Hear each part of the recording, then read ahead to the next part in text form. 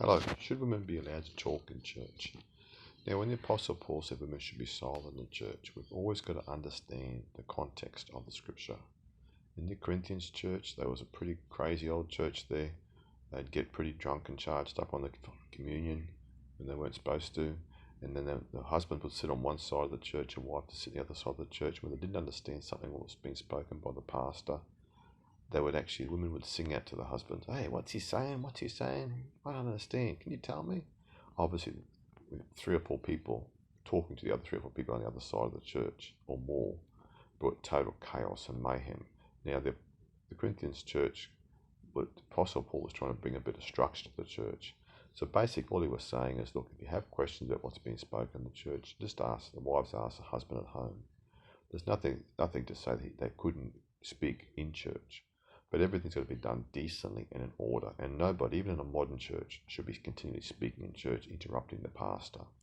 So understand the context of the scripture, understand how it speaks to you, and don't make sudden assumptions where you can actually try and use it to control, dominate, intimidate, manipulate husbands trying to intimidate the women.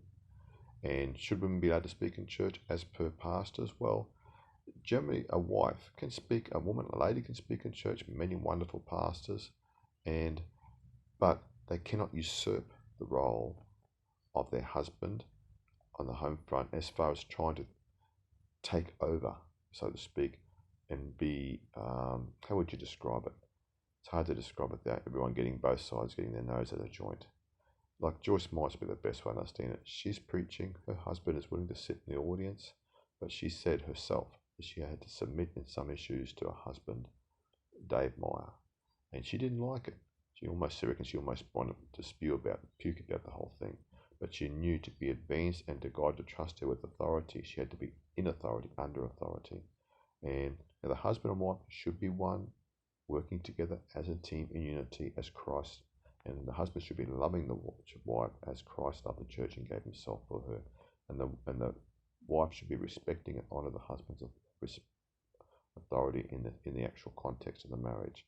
So let's not take it in any way. You can take it out of context. You can take it out of context with regard to the church. You can take it out of context with regard to the home front. But husbands and wives need to work as unity in one. It doesn't work either way. And I don't care what anyone big chauvinists say, male chauvinists say, in any way, shape, or form. It won't work unless there is unity in the home front. And also, wives don't manipulate husbands either by little certain cat ways you do, particularly on the physical side. So God bless you. Understand scripture. Look at the verses. Look at who God is talking to in the context of it all and how does it relate to you. And then also get other scriptures throughout the Bible to actually back it up. Everything has to be established with the testimony of 2 or 3 witnesses. And this is the husband and wife thing, which is really contentious.